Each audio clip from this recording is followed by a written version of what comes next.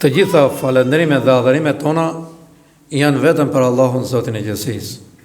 Ne vetëm atë adhurojmë, vetëm atë e falënderojmë, vetëm prej atij e kërkojmë ndihmën. Pse? Vetëm ai meriton. Allahu subhanahu wa ta'ala, i cili është i lartmadhëruar pa tmeta mbi gjithçka. Ne çojmë salavat pejgamberit sallallahu alaihi wasallam, i cili e kreu amanetin e tij, e këndoi mbi në Kur'anin dhe na i drejtoi zemrat me Islam. Na i drejtoi zemrat me këtë Kur'an, që është dallues i të vërtetës nga shtrembrat deri ditën e gjykimit. Mëshira Allahut qoftë mbi pejgamberin sallallahu alaihi wasallam, mbi familjen e tij të pastër, dhe për mbi gjithë ato besimtarë dhe besimtare që i ndihmojnë këtë dini dhe kanë kaluar për kësaj jete, dhe për mbi gjithë ato dashur besimtarë dhe besimtare që i ndihmojnë këtë dini deri ditën e gjykimit. Allahu i mëshirohet inshallah. Vëllezër besimtarë dhe ju besimtare, e falenderojmë të madhin Zot që na bashkoi dhe në këtë ditë xumaje. Ajetin që e zgjodhëm për xumën e sotshme ishte pikërisht për haxh. Haxhi është një udhim shpirtëror i veçantë, një herë në jetë. Po meqense koha për kryerjen e haxhit ka dhe ca nga qershori kismet Allah, por përgatitjet, njetet, grumullimi i lekëve dohet sa më shpejt për gjithë ata të cilët kanë njetin apo duan që ta kryejnë këtë adhurim i cili është i veçantë. Allahu xhallahu na tha thirr njerëzit për haxh, që ta kryejnë haxhin. Normalisht kryhet në Mekën e Shenjtë, në Qabe. Qabja është e veçantë, një ndërtesë, një xhami e parë, e cila u ndërtu për të adhuruar Zotin xhelle xhelaluhu. Apo në cilin vend Ibrahimi alayhis salam së bashku me Ismailin i ngritën muret, e ndërtuan, e rregulluan me qëllim që njerëzit faleshin, të adhurojnë Zotin. Apo si thosh, qabja është ngrit që të luftoj atë që është paganizëm, mosbesim, besim kodi, besim pa lidhje, besim që nuk të kërkoni, të lëm vend, një ignorancë, pa dije, pa Zot, pa iman, edhe në fund fare kur dahet çështja, Allahu na ruaj banorët e xhenemit, ata që vdesin qashtu. Pra u bën vend adhurimi për të gjithë njerëzit. Kur vjen një herë pejgamberi, engjëlli Xhibril pejgamberit sallallahu alaihi wasallam, dhe e pyet për disa gjëra. Edhe një nga pyetjet ka qenë edhe çështja e haxhit. Dhe kur e pyet pejgamberit sallallahu alaihi wasallam cilat janë ato shtyllat që e përbëjnë Islamin, pejgamberi sallallahu alaihi wasallam i thotë dëshmia për Allahun dhe se Muhamedi është i dërguar i Zotit, namazi, zeqati, domethënë dhënia një pjesë të pasurisë, agjerimi Ramazanit, edhe haxhi. Sigurisht që ju takon haxhi atyre që janë musliman. Dhe veç se janë musliman, po janë dhe besimtarë. Pra masi i kanë kryer disa shtyllat e para të Islamit, siç ishte dëshmia, pra do ta dëshmoj veten që është besimtar, ka agjeruar dhe Ramazan, por ka pas mundësi financiare për të dhuruar dhe diçka nga pasuria, pra zekati, edhe një ngelet të shikti njeriu, haxhi, një herë në jetë. Pra, masi ka arrit moshën madhore, pra mbi 15 vjeç, ka pas në mundësi financiare, i ka rregulluar në punën e lekëve, ka rregulluar dhe punën e familjes, domethënë që nuk i rrezikohet familja,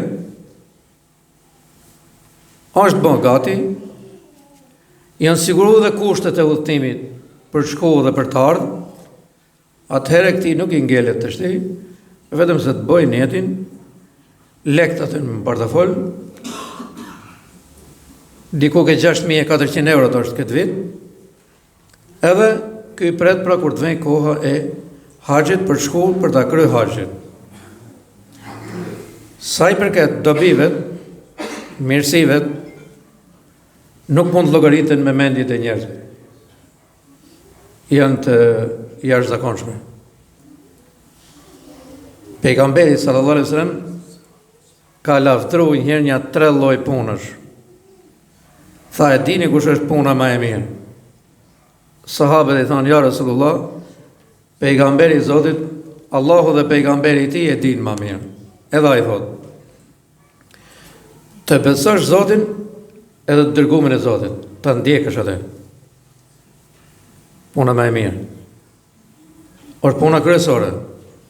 Apo si to them, atje nuk mund të shkosh nëse nuk beson Zotin. E s'ke besu pejgamberin. Pse nuk është për shembull një vend thjesht për turizëm, siç mund të udhëtosh në për vende të tjera të botës. Krejt normale udhëto. Ta ka mundsu Zoti, ke lek, vazhdo udhëto. Po këtu e ka këtë kusht. Pra, siç i përmend edhe ato kushtet e tjera, mosha, familje, gjithë ato sende të tjera, por duhet edhe të besosh të Allahun dhe të dërguarin e tij. Tha e dyta, tha xhihadi. Xhihad e para do të thotë luftosh me veten. Mos i dim poshtësh këto nepset e tuaj që i ke mrena trupit të që janë shumë të rrezikshme, që këto të çojnë shkatrim, po jo dhe lirin këtyre, domethënë po si prangose këto që në gjendin mrena këtij krahanurit këto të shkatrojnë. Të largojnë prej Allahut. Këto të bëjnë ushtar shejtanit mallkuar. Pra masi i ke rregulluar në këto çështje, i ke frenuar gjitha këto, edhe bëhesh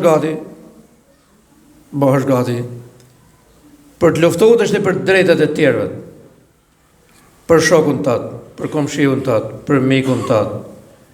Ti mbrojsh atyre fen, nderin, pasurinë, gjithçka i ka dhënë Zoti xhel xhelaluhu. Ky quhet xhihad. Që krahas vetes tate, ti të mbron edhe të tjerë. I herë rreth aty ka shtëpia, ka familja, farefisi. Masoni, po të dha Zoti pushtet dhe fuqi edhe manej. Tha, kjo është punë e dytë shumë më e mirë. S'ka kjo as shpërblim përveç xhenetit. Edhe treta tha, një haxh i pranuar. Haxh i pranuar. Normalisht Zoti ja ka mësuar shumë njerëzve këtu me kry haxhin, por problemi jonë është që a u pranua apo s'u pranua, dhe këtë duhet me ja bën hizmetin kësaj. Po një haxh i pranuar nuk ka tjetër, thot, vetëm se ky njeri e ka bën hak xhenetin. E ka bën hak xhenetin. Dhe mos i vjen pra deri këtu duke i lavdëruar pejgamberit sallallahu alaihi wasallam. Thot që haxhiu do të ndërmjetësojë edhe për njerëz të tjerë të familjes që i ka për rreth. Disa ka shumë lloj transmetimesh, deri në 400 vet apo të paktën një herë që to rrethin e vet të afërt do i ndërmjetësoj tek Zoti xhel xhelaluhu. O Zot, fale. Edhe për hatrin tonë që ti ke marrë këtë rrugë, që është baraz me xhihadin, se familjen e ke lënë, punën e ke lënë, pasurinë e ke lënë, të gjitha i ke lënë këto, edhe ke shku për ta kryer haxhin. Rruga është paksa e gjatë, elhamdulillah është shkurtuar me anë të mjeteve, edhe ke marrë pra përsipër një rrugë i jashtëzakonisht të madhe, të dobishme. Ai i cili del thot pejgamberit sallallahu alaihi wasallam nga shtëpia e tij dhe nuk bën gjinafe, nuk punon gjinafe, gjatë kësaj rruge shkon edhe kthehet nga haxhi, ai kthehet sikur e ka lindur nana, pa asnjë gjinaf. Ajo që është më kryesorja, ai që ka nërmend me shku, që inshallah Allahu t'u mësoj, e para mos ta destabilizoj veten. Mallaj rhosh ti do thonë, me gjithë ata lekë s'kemi ku i gjejmë. Normalisht me hall kemi shku të gjithë. Unë për herë të parë kam shku në vitin 1996. Kanakun për gjymës, kalamajt për të rreth.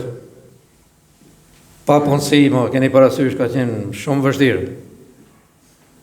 Elhamdulillah. Allahu i rregullon çështjet kur ti ke një net të mirë.